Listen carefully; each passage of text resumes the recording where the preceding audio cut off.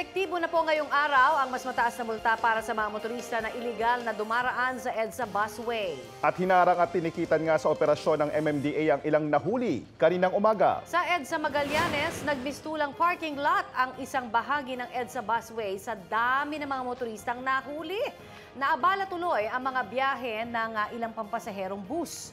Sa EDSA Mega Mall, tinikitan din po ang ilang motorista kabilang ang driver ng isang government vehicle. Paalala ng MMDA, mula 5,000 piso hanggang 30,000 piso ang bagong multa sa mga lalabag at posibleng masuspinde o makansela ang driver's license. Bukod sa EDSA bus carousel, pinapayagan na din ng MMDA na dumaan sa busway ang emergency vehicles at government vehicles na rumiresponde sa emergency. Para naman po sa mga pupunta sa mall, simula po ngayong araw, adjusted na ang mall operating hours sa Metro Manila. Magbubukas sa mga mall ngayong araw simula alas 11 ng umaga at magsasara naman ng alas 11 ng gabi. Magtatagal po yan hanggang January 8 sa susunod na taon. Sabi ng MMDA, para po yan sa inaasahang pagbigat ng trapiko ngayong Christmas season. Sa weekend lamang din papayagan ang mall-wide sales. Good news sa mga motorista, may big-time rollback sa ilang produktong petrolyo bukas. Batay sa anunsyo ng Sea Oil at Clean Fuel, 3 piso kada litro ang rollback sa diesel, habang 70 sentimo naman sa gasolina. May rollback din na 2 piso at 30 sentimo sa kada litro ng kerosene. Wala pa pong abiso ang iba pang kumpanya ng langis.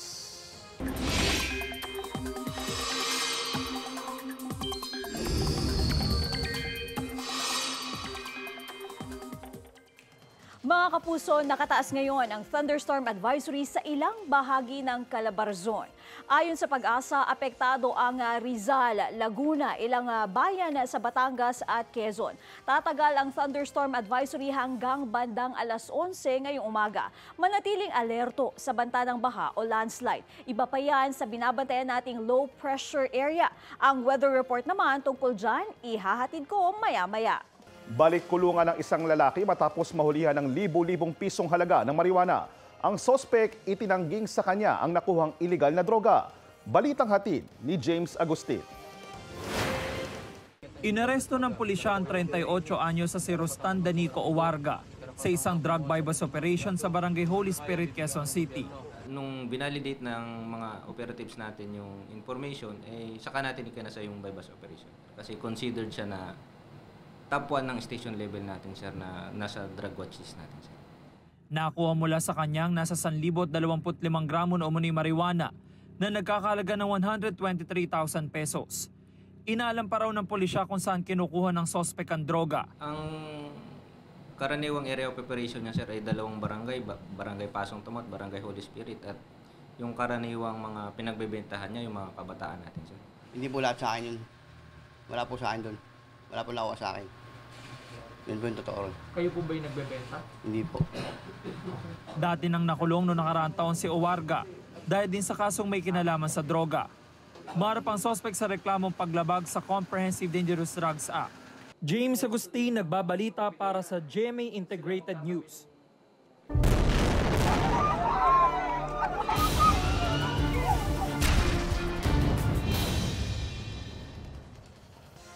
Mahigit 1 buwan na po ang bakbakan sa pagitan ng Israel at grupong Hamas pero wala pang bakas ng pagtigil sa opensiba. Kasabay niyan ang pagsusumikap ng mga taga-Gaza at mga dayuhan na naiipit doon na makalikas. Nakauwi na dyan sa Pilipinas ang isa pang batch ng mga Pilipinong mula sa Gaza. Binubuo yan ng 41 Pilipino kasama ang 7 Palestino na kaanak ng ilan sa kanila. Nakatakda namang dumating bukas ang 14 pang Pilipino galing din sa Gaza. Sa ngayon, may 39 ng Pilipino ang naroroon. Mga mare, ito na nga ang latest. Muling naghatid ng K-League si South Korean actor and singer Lee Seung-gi sa kanyang pagbabalik sa Pilipinas. At ang production ng isang hit Korean series, posibleng makipag-collab daw sa Kapuso Network. Narito po ang aking report. I'm really happy to be here again in Philippines. South Korean actor and singer Lee Seung-gi is back in Manila. Muling nagpakilig ng fans si Seunggi na special guest sa Chimik Festival para sa first anniversary ng isang chicken restaurant sa BGC. Hosted by K-pop star Nancy na nakilala bilang member ng girl group na Momoland. Sa kanyang mini concert, hinarana ni Seunggi ng kanyang hit songs ang mga nakisaya sa festival. Ang fans masaya pang nakising along sa Korean Oppa. Kinanta rin ni Seunggi ang Journey hit song na Open Arms.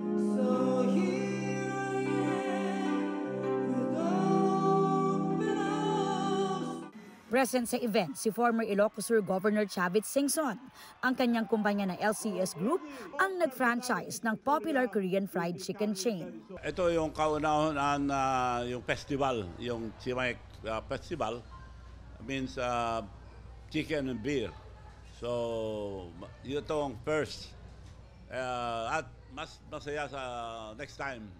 Dumalo rin si GMA Network Chairman and CEO Attorney Felipe Gozon, kasama si GMA Senior Vice President Attorney Annette Gozon Valdez. Inimbita rin daw ni Singson ang ilang miyembro ng produksyon ng South Korean series na Vagabond na pinagbidahan ni Seunggi. Bukas rin daw ang Korean production sa isang possible collab. So itutuloy nila rito, yun ang plano. That's why they'll go around parang location hunting. At also possible joint venture or collaboration with GMA7. Kung magkasundo sila, maganda yon. Soon ay mapapanood naman sa Kapuso Network ang Pinoy adaptation ng K-drama na Shining Inheritance na pinagbidahan din ni Seunggi. Bibida rito sina Kate Valdez, Kailin Alcantara, Paul Salas, Michael Sager at Miss Connie Reyes. Yan ang buwis buhay na pagpigil ng isang lalaki sa isang truck sa Marcos Highway sa Cainta, Rizal. Muntik na siyang makaladkad habang pinipigilan ng truck. Kwento ng uploader ng video, bumabiyahe siya sa kabilang lane nang makitang pinapahinto ng lalaki ang tumatakas na truck. Sinusubukan pang kilalanin at hanapin ng lalaki na hinihinalang traffic enforcer dahil sa suot na vest. Payo naman ng MMDA sa mga traffic enforcer, huwag pagsapalaran ng buhay nila. Kunin na lang daw ang plate number ng mga pasaway para ma-report sa LTO at mabigyan ng show cause order. Pasintabi po para rito sa susunod na balita, nasawi ang isang batang lalaki matapos gilitan sa Saragossa, Nueva Ecija. Sabi ng pulisya, pinasok ng sospek ang bahay at ng hostage gamit ang kutsilyo nang hindi makumbinsi ang lalaki sa negosasyon. Doon na niya ginawa ang krimen. Sugatan din ng kapatid ng biktima. Dead on the spot naman ang sospek matapos barilin ng pulis. Hindi muna nagbigay ng pahayag ang mga otoridad pero ginawa raw nila ang lahat para mailigtas ang mga bata. Update po tayo sa unang araw ng pagpapatupad naman ng mas mataas na multa sa mga mahuhuling dumaraan sa EDSA busway. At may ulat on the spot, si Oscar Oida. Oscar? Yes, Connie, wala pang kalahating araw, umabot na sa mahigit 100 na motorista ang nahuhuling lumalabag sa EDSA busway. Ngayong araw ang simula ng pagpapatupad ng mas mataas na multa para sa lalabag. Malinaw na 5,000 pesos yan para sa unang paglabag. 10,000 pesos naman sa ikalawang paglabag na may kasama pang seminar at isang buwang suspensyon. Ang ikatlong paglabag naman ay may katumbas sa 20,000 pesos na multa at isang taong suspensyon ng lisensya. Pagbabayari naman ng 30,000 pesos na multa ang lalabag sa ika-4 na pagkakataon at tuluyan ng babawian ng lisensya. Ilan sa mga nasitang motorista sinubukan pang umiskapo pero nahuli rin kinalaunan. Kaya imbis na 5,000 pesos lang sana, pagkat unang paglabag pa lamang, naging 20,000 pesos tuloy ang multa at suspendido pa ang kanyang lisensya ng isang taon. Ayon sa MMDA, hindi naman daw sila nagkulang sa pagpapaalala at kung patuloy daw magiging makulit ang mga motorista sa paglabag dito, pangako nila, mas magiging makulit sila sa panguhuli. Connie? Kanina lamang as of 9 a.m. nasa 151 yung mga nahuling pasaway dyan sa busway. Ano? Kinumpute ko agad. 5,000 each yun. So 755,000 pesos. So saan ba magbabayad? Kung lahat itong mga ito ay ngayong araw din magbabayad. Ano ba yung mga paalala ng MMDA? Sa previous, hindi ko natanong yung kanina ko, no? Pero sa mga previous report ko, alam ko yung mga multa pwede nang mabayaran yan via bank eh. Via bank, para hindi na lahat sila magkukumpulan sa LTO office. Alright. So, pero alam ko pinadali yan eh. Pinadali yan. Meron pa nga sila, di ba, parang actually sa LTO pa to. Sa LTO naman to, meron din silang machine na hawak na pwede dun magbayad. Pero Naka-link ata na sa LTO, kaya kapag sila ay magre-renew ng lisensya, automatic na pagbabayaran at hindi sila talaga makakalusot dyan. Oo. Kaya Ayun pala, hindi pwedeng baliwalain, no? Yes. Kaya talagang pagbayaran mo yung multang yan. Kaya pakiusap nga ng mga enforcer, Connie, no? Yung lumabag ka na nga, tatakasan pa. Wag naman. Kasi bukod sa malaking multa, malaki talaga yung multa, baka malagay pa sa alanganin, hindi lamang yung motoristang yun, no? Kundi iba pang mga motorista. Oo, third offense agad no? Pag lumabag, lalo na tumakas. Yes. Alright. Maraming salamat sa iyong report at update na yan, Oscar Oida. Dinagdagan ang kapangyarihan ng Pangulo sa pagpili ng mga opisyal ng korporasyon na mga ngasiwa sa Maharlika Investment Fund. Batay po sa binagong implementing rules and regulations ng MIF Act, may kapangyarihan na ang Pangulo na tanggapin, tanggihan o magpadagdag ng mga nominado sa presidente at board members ng Maharlika Investment Corporation. Dati kasi, pwede lang pumili ang Pangulo sa mga napili na ng advisory body na binubuo ng mga budget at economic secretary at ng National Treasurer. Una ni House Deputy Minority Leader Franz Castro, questionable na anya ang kalayaan at katapatan sa paggamit ng pondo ng bayan dahil sa dagdag na kapangyarihan ng Pangulo sa pagtatalaga ng MIC officials. Giit naman ni House Speaker Martin Romualdez, mas maayos na makakapagdesisyon ang mga opisyal ng MIC dahil sa bagong IRR. Hindi na rin daw ito mababahiran ng politika. Ang MIC President at Board of Directors ang magdedesisyon kung saan ilalagak ang pondo. Suportado rin po ng Department of Finance ang binagong IRR. Pagpapakita raw ito ng commitment ng administrasyon na maging operational ang Maharlika Investment Fund bago magtapos ang taon. Sa panayam naman po ng Super Radio DZBB, sinabi ni Albay Representative Joey Salceda na isa po sa mga nagsusulong sa Maharlika Investment Fund na mas mapapalakas ang MIC Board at mas magiging accountable ang Pangulo sa pagpili ng board members. Mas mahalaga na raw alamin ngayon kung anong investment ang dapat tutukan gaya ng tubig, transportasyon o energy.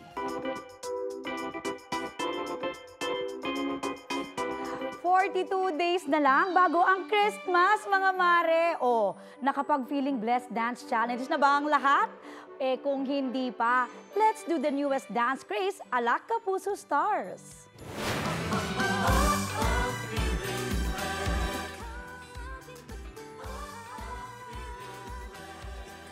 Nakihataw nga sa kanilang entry ang Kapuso Primetime royalties na sina Marian Rivera, Ding Dong Dantes at Barbie Forteza. Performance level din ang ilang Kapuso stars. Hindi rin nagpahuli ang ilang GMA Integrated News personalities at UH Barkada. Pinusuan din ng netizens ang Feeling Blessed entry ni na Carla Abellana at Gabby Concepcion. Nabibida sa bagong GMA Afternoon Prime series na Stolen Life, simula na po yan mamayang hapon. Magsasagawa ng joint military exercise ang China kasama ang 5 bansa. Ayon sa state media outlet ng Xinhua, gagawin ito sa southern Guangdong province ng China ngayong Nobyembre. Kabilang sa military exercise ang Cambodia, Laos, Malaysia, Thailand at Vietnam. Tututukan daw ng drills ang counter-terrorism at maritime safety. Samantala, kinundena naman ng Philippine Coast Guard ang panibagong insidente sa Ayungin Shoal. Nitong Sabado, binomba ng tubig ng China Coast Guard ang ML Kalayaan na maghahatid ng mga supplies sa BRP Sierra Madre. Gayunman, tagumpay sila sa resupply mission. Bantay saradong Ayungin Shoal ng China Coast Guard at Chinese Maritime Militia vessels. Paniwala ng China, nagdadala ng mga construction materials ang Pilipinas sa mga resupply mission nito. Sa Baseco sa Maynila, hinuli ng mga pulis ang humigit kumulang 100 na kabataan na lumabag sa curfew. Balitang hatid ni Bam Alegre, exclusive.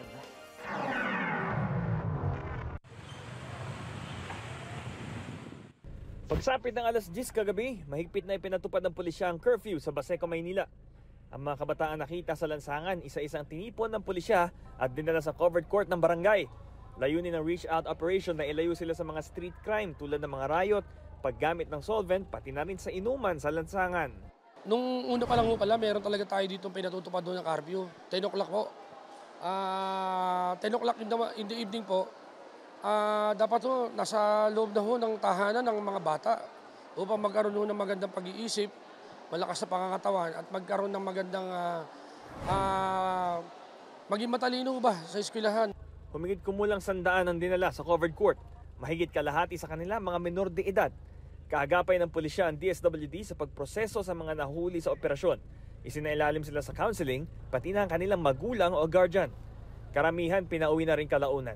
Pero kapag ikatlong huli na sa paglabag ng curfew, ire-recommenda nila ang turnover sa institusyon tulad ng Manila Boys Town para sa karagdagang gabay. Mag-undergo po sila ng case management. May mga social workers din po tayo doon. So doon po aalagaan din po sila. Pero hindi po sila pwedeng magtagal doon, sir. So pansamantala lang po.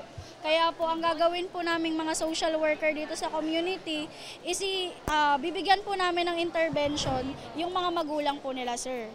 Sa pamamagitan po ng counseling. Napasugod sa covered court ang isang ginang matapos malamang kasama sa operasyon ng kanyang binatilyong anak. Lumabas lang daw ng bahay ang anak niya dahil hindi nagustuhan ng ulam. Umaasa siyang magtatanda na ang anak. Okay lang po itong ganito, sir. Mas maganda, disiplina po sila, sir. Para may takot po sila sa kapwa nila. Para tatakot po sila sa mga reklamo. Para sa akin, sir, ito yung pinakadabis na paraan, sir. Para din naman ito sa kabutihan ng mga bata eh. Kasi kahit ako nga, yung mga anak ko talagang nasa labas palagi yan. Yung mga anak ko nang pag nasa labas, may dahilan naman. Bam Alegre, nagbabalita para sa GMA Integrated News. Pasintabi po sa mga kumakain, natagpo ang palutang-lutang sa ilog ng Kulyat sa Quezon City ang bangkay ng 10 taong gulang na bata. Kinilala po ng pulisya ang nasawi na si Darrell Arangues. Base po sa investigasyon, nagkayaya ang maligo sa creek noong hapon ng Sabado si Arangues at 3 iba pa. Bigla raw tumalon sa ilog ang biktima at nalunod. Hindi po muna nagbigay ng panayam ang pamilya ng bata.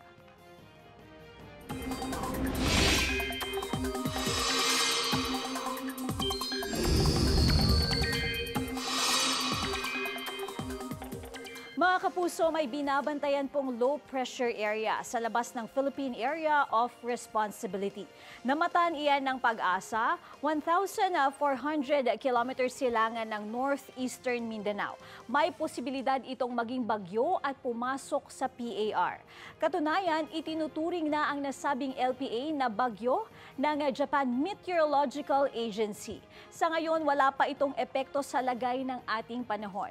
Ang sabi ng Pag-asa, muling lumalakas ito nga hanging amihan. Apektado nito ang northern at central Luzon habang ito namang shear line ang umiiral sa southern Luzon. 16.4 degrees Celsius ang minimum temperature ngayong araw sa City of Pines sa Baguio, habang 18.2 degrees Celsius sa Malaybalay, Bukidnon, 19.5 degrees Celsius sa Lawag, Ilocos Norte. Nakapagtala naman ng 20.5 degrees Celsius na minimum temperature sa Sinait, Ilocos Sur, habang 25.2 degrees Celsius dito naman sa Quezon City. Dahil sa amihan, magiging maalon at delikado po sa maliliit na sasakyang pandagat ang pumalaot sa mga dagat na sakop ng Batanes, Ilocos Provinces, La Union at Cagayan kasama ang Babuyan Islands. Sa masusunod na oras, uulanin ang malaking bahagi ng Southern Luzon at Visayas base sa rainfall forecast ng Metro Weather. Asahan din ang ulan sa ilang panig ng Northern at Central Luzon at Mindanao. Posible ring muli ang ulan dito sa Metro Manila. Kaugnay nga sa binabantayang LPA, posibleng maging bagyo na kasalang sa balitang hali si Pag-asa Assistant Weather Services Chief Chris Perez. Magandang umaga po, sir. Magandang umaga din po sa kanila at sa lahat po nating mga taga-subaybay. Sir Chris, anong status na po nitong binabantayan nating low pressure area na maging isang bagyo? Sa ngayon po, naging ganap na bagyo na nga itong low pressure na nasa labas pa ng PAR. At bagamat wala pa itong direktang epekto sa anumang bahagi ng ating bansa, ay nagpalabas po tayo ng tinatawag nating Tropical Cyclone Advisory No. 1 hinggil nga dito sa naturang sama ng panahon. Nasa layong 1,540 kilometers pa po ito silangan ng southeastern Mindanao At sa ngayon, tropical depression ang category nito. No? Ang lakas ng hangin umabot hanggang 45 kilometers per hour malapit sa gitna at yung pagbugso naman naabot hanggang 55 kilometers per hour. Posible itong pumasok na ating air responsibility sa pagitan ng Miyerkules hanggang Huwebes ng madaling araw. At pag nagkaganon, bibigyan po natin to ng local name na Kabayan. At ulitin ko, no, bagamat wala pa itong epekto sa anumang bahagi ng ating bansa at nasa labas pa po ng ating PAR, pinapayagan po ang lahat, lalong-lalo yung mga kababayan natin sa Visayas, sa Mindanao, at maging sa ilang bahagi ng Southern Luzon area na patuloy nga magantabay sa update natin hinggil sa naturang sama ng panahon. Sir, sinabi niyo tama, Miyerkules po maaaring pumasok na po ito sa PAR. Tama po, no? Sa pagitan ng Miyerkules ng gabi hanggang Huwebes ng madaling araw ay posible itong pumasok sa ating area of responsibility. At pag nagkaganon, bibigyan nga po natin ito ng local name na Kabayan. At pag posible rin tayo magtaas ng warning signal, no? Kaya antabayan na ng mga kababayan natin. I-upgrade natin into tropical cyclone bulletin yung ating tropical cyclone advisory kapag pumasok na nga ito na ating area of responsibility. Sir, para mas makapag-ingat lang po yung ating mga kababayan, ano, saan-saan po ba yung mga lugar na nakikita nyo magpapaulan po itong si Kabayan? Well, sa ngayon ang assessment natin ay more on the Visayas area, ilang bahagi po ng Mindanao at maging sa ilang bahagi po ng Southern Zone, particular sa Bicol region. Yan pong inaasahan nating senaryo ay habang paparating ang weekend. So aside from yung ulan dala nito, posible rin makaranas ng malalakas na hangin sapagkat itong bagyong ito, once na pumasok nating air responsibility, ay posible pang lalong lumakas. From the current category na isang tropical depression lamang, hindi natin sinasantabi yung posibilidad na maaring abutin pa nito yung typhoon category bago nga tumama dito sa may bandang Visayas, Mindanao area ngayong darating na weekend. Sir, makakaapekto ba sa bagyo yung unti-unting paglakas muli ng hanging amihan? Well, sa ngayon dahil medyo malayo pa ito sa kalupaan nating bansa at mababa pa yung location nito in terms of latitude, ay wala pang gaanong epekto itong amihan dito nga sa naturang bagyo. Pero posible na kapag patuloy nga itong kumilos papalapit ng Visayas area or maging sa ilang bahagi ng Southern Luzon, posibleng pumasok yung or maapekto ito ng hanging amihan at maging mabagal ang development or yung lalong paglakas. Ganun pa man, patuloy tayo magmo-monitor, no? Sapagkat bagamat mabagal yung na-expect nating paglakas nito, posibleng umabot na ito ng typhoon category bago pa man din lumapit sa kalupaan ng bansa, particular nga dito sa may bandang Eastern Visayas area ngayong darating na weekend. Ilang bagyo pa po ba ang inaasahan natin bago matapos ang taon? Well, we're not ruling out the possibility, no, na baka makaranas pa tayo ng mga hanggang 3 bagyo bago magtapos ang kasalukuyang taon na ito. Sir, maraming interesado dito. Kumusta naman po ang banta ng El Nino at magtutuloy-tuloy na ba ang malamig na panahon dahil sa amihan? Well, yung amihan kasi talagang nandito na. Asahan natin na particular na dito sa may bandang Hilagang Luzon ngayong week, asahan natin na posibleng bumaba yung mga antas ng temperatura dahil andito yung initial bugso ng amihan. In terms of epekto naman ng El Nino, yun nga, gaya ng inaasahan natin, yung mas konting paulan or tubig ulan na matatanggap ng ilang bahagi ng ating bansa, posibleng magsimula ngayong mga huling buwan ng kasalukuyang taon hanggang sa first quarter ng susunod na taon. No? So, during the second half of this year, pagpasok pa lamang ng June, July ay nakipag-ugnay na po tayo sa mga iba't ibang hensya ng ating pamahalaan na kasama natin sa disaster preparedness and mitigation para po makapaganda na po para nga dito sa inaasahan nating epekto ng El Nino. Maraming salamat, Pag-asa Assistant Weather Services Chief Chris Perez. Mga mare, proud podium finisher si sparkle artist at national athlete Sky Chua sa 2023 Philippine National Figure Skating Championships. Nag-compete siya sa Senior Women's Division at nakuha ang second spot. Binati siya ng Sparkle family at fans sa kanyang latest achievement. After ng 2-day figure skating competition, nag-perform din si Sky sa fundraising event na Carols on Ice. Dedicated yan para tulungan ng skaters ng Philippine Skating Union. Yum! Ping, ping, ping! Eto, Mare, lumalakas na nga talaga ang hanging amihan. Kaya ibig sabihin yan, papalamig na ho ang ating panahon. Di ba, Mare? Nararamdaman mo ba? Nararamdaman ko kasi naka-sleeveless tayo ngayon. Pero, Mare, correct ka dyan, ha? Kasi for today's chibugan, mainit at malinamnam na sabaw ang inihanda ni Chef Boy Logro para sa atin. Perfect na perfect. Good morning, Chef Boy! Good morning! Good morning, Tony at Aubrey. Magandang umaga sa inyong dalawa. Oo, ito ang tanong Chef, ano ba itong tatak Ilonggo dish na inihanda mo for today? Ano daw yung sikretong pampasarap mo dito? Daming tanong. Ito po nino ang dish natin for today ay ang sikat na lapas batchoy mula sa UNESCO Creative City for Gastronomy na Iloilo City. Ang mahalagang pampasarap dito yung pork stock. Dapat sabaw pa lang ay masarap na. Totoo. Namitgin. Tama ba? Namitgin. Tama. O, bago natin panoorin, Chef Boy, may tip ba kayo sa mga nagluluto ng sabaw? Lalo na kasi ito may atay ng baboy, di ba? Oo, dapat kasi talaga pag gumawa ng sabaw, dapat yung bula, i-steam mo, tatanggalin mo from time to time para pag hinigop mo, walang sa bibig mo, walang sibo, ika nga. Dapat tanggalin. Yun ang sikreto. Ayun pala, in-skim dapat ang sabaw. Pero eto na nga, ikaw na lang siguro ang magluto, kami na lang ang titikin. Kaya ito, panoorin po muna natin para chibuga na! Chibuga na! Magandang araw mga kapuso! Nandito tayo na ngayon sa aking culinary school sa GMA Cavite. And speaking of culinary, hindi mapapahuli ang Iloilo City pagdating dyan. Itinuturing na to UNESCO Creative City of Gastronomy. Mga kapuso, hindi nyo na kailangan bumiyahe pa ng Iloilo para matikman ang ipinagmamalaki nilang dish doon. Ang Lapas Batchoy!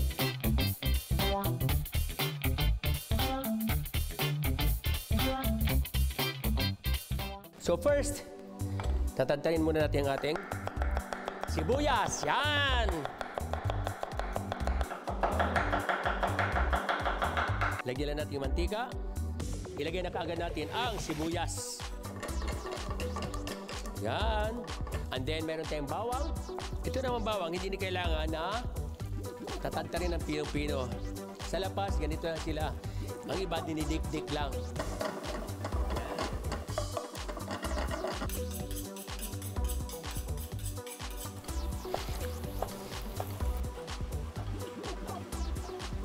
Alright, so ilagay na atay dito sa ating pot. Hiwain natin ang ating bili.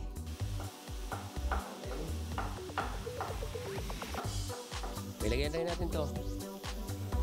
Yun, sarap na nito. May gumawa po ako ng pork stock. Yung pinagkuluan ng bili, ito po yun. Lagyan natin ng kunting sugar. Yum, yum, yum! Lagyan natin ng paminta. Oh! Black pepper. Ang ating yum, yum, yum, ping, ping, ping. Ayan, okay. Then, lagyan natin ng soy sauce.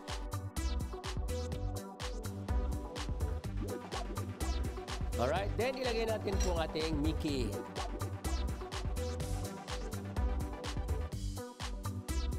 Nagmula itong Lapas Batchoy sa Lapas District sa Iloilo City.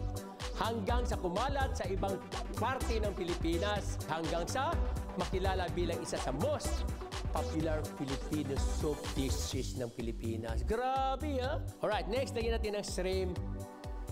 Buyo na lang. Kinala natin yung Mickey kung al dente na. Kapag ginanyan mo raw na napuputol, namulutong, malapit na. Yun. Hindi ako huminga. Grabe. Itlog. Pack. Yun. Usan natin na unti-unti. Para mag-cloudy. Alam niyo cloudy? Lagyan natin ng chicharon. Yung chicharon naman, pwedeng durugin.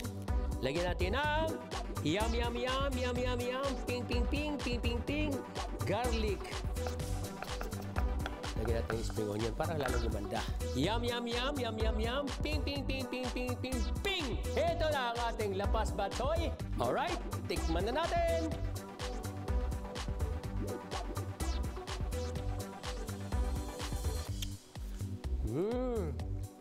Namit-kit, sumubala. Ito na. Chibugan na tayo. One more pa.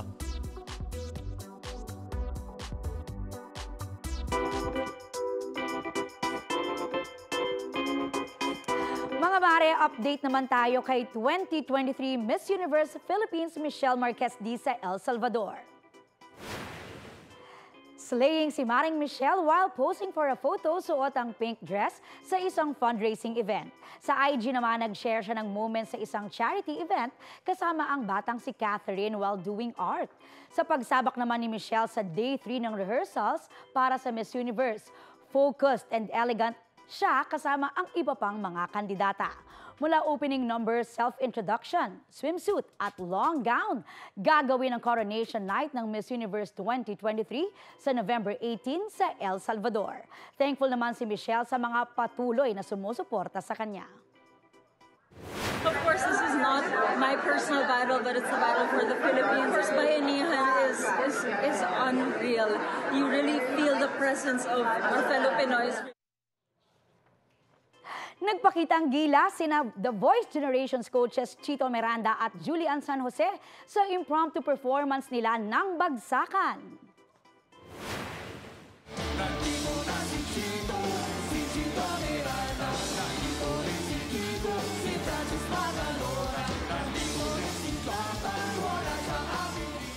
Magbabagsakan dito in 5, 4, 3. Tinuloy ko talaga. Yan ang nostalgic performance na sobrang nakarelate ang fans, pati na ang ibang coaches. Request kasi yan ng audience matapos ang opening number ng parokya ni Edgar.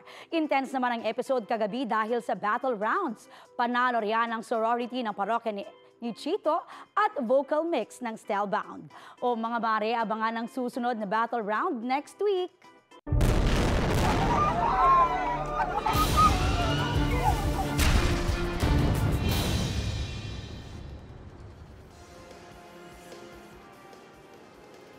Labintatlo pa po nating kababayan sa Gaza ang nakatawid na sa Rafah border crossing. Papunta na sila rito sa Cairo, Egypt kasama ang 7 Palestinian na kaanak ng ilan sa kanila. Sabi ni Foreign Affairs Undersecretary Eduardo De Vega, meron pang 20 Pinoy na hindi umaalis sa Gaza dahil ayaw nilang iwanan ng pamilya nilang Palestinian. Pakiusap ni De Vega, lumikas na sila hanggat pwede pa, lalo't mas magulo na ang sitwasyon sa Gaza ngayon. Buti pa'y tugunin ninyo ang pananawagan namin na mandatory repatriation at pagsamantala na habang ngayon bukas pa yung border crossing kasi hindi natin matitiyak na bukas palagi yan. Maging sa larangan ng pagmamagic, naku, good job ang mga Pilipino sa world stage, di ba? Correct, Mare. Wagi ng 17 parangal ang ilang Pinoy magicians sa International Magic Extravaganza sa Thailand. Ang mainit na balita, hatid ni Salima Refran. Ang simpleng drawing, biglang nabuhay. Ang perang papel, pwedeng maging unlimited. At ang panyo, nagpalit ng kulay. Mga miyembro sila ng Inner Magic Club of the Philippines na nag-uwi ng 17 awards mula sa Thailand International Magic Extravaganza 2023. Si Lemon Bautista, na mas kilala bilang Dashing Lemon, ang nag-champion at nakatanggap ng Grand Prix Award. Siya rin na nakakuha ng Merlin Award na pinakamataas na award na binibigay ng International Magician Society. Una talaga, sabi ko, bakit, wala akong award. Sabi ko, parang ako lang yung talo, ako lang yung hindi nanalo. So, nung in-announce na, di ko expect talaga. So yung kaba ko, napalitan na siya ng iyak, napalitan na siya ng tuwa. Kasi sobrang nakaka-overwhelm na. Kasi sa totoo lang, mahirap kasi siyang makuha. Ang kanyang performance, pinag-isipan daw niya para maging unique. Mas pina-colorful natin siya, mas pinalinis, pinaganda, mas pinalaki. Kung dati ang nilalabas lang natin, mga 3 lang. Ngayon, naglabas tayo ng almost 60 na parasol na kakaiba. Nagpakitang gilas din ng ilang batang Pinoy. Sumasaya po habang nagmamagic and kinukulitan ko po yung pagmamagic ko. Pagka-open po ng curtain, nagpalabas po ako ng butterfly. Pinalabas ko po dun yung kalapate and then yung kalapate po naging snake. Full support naman ng kanilang mga magulang. Parang sa amin, study muna. Tapos may sinalihan siyang competition. Doon namin na-realize na iba pala yung pakiramdam pag anak mo na yun nandun sa stage. Napakalaki ng nakikita namin potential niya. Nang tinawag na si Aiden from Philippines, kinilabutan ako kasi nung nakita ko yung anak ko na hinawakan niya yung flag, tapos lumuhod siya. Si Aiden, like father, like son pala. Ang tatay niya, nag-uwi rin ng awards sa parehong kompetisyon. Para sa Inner Magic Club of the Philippines, mahalaga ang panalo nila sa international stage. Ang mga talent natin locally ay minsan hindi napapansin. Ang mga Philippine magicians po ay very talented pagdating din sa mga arts. I think we will be recognized as an artist na rin dito sa Pilipinas. Ang good job ng mga magikero magpapatuloy sa isang fundraising event ngayong buwan para ipaayos ang libingan ng isa nilang kapwa magician na pumanaw kamakailan. Payo naman nila para sa mga aspiring magician, Do not give up po. Tuloy lang po na tuloy. Pag lumalaro ka sa isang competition, hindi ka natatalo. Either you win or you learn. Sanima Refra, nagbabalita para sa GMA Integrated News. And now, kasama naman natin dito ngayon sa Balitang Hali Stage, the Merlin Awardee himself, Dashing Lemon. Oy, congrats Lemon na. Short question lang. Yung winning act mo, paano mo naisip yan? Isa po kasi sa pinaka-paborito ko pong magic is yung parasol. That's why yun po yung pinaka-pinag-focusan ko lang po throughout the magic career ko po. Oo, ayun na. Hindi natin patagalin. Go, ipakita mo na sa amin yan. Sample na.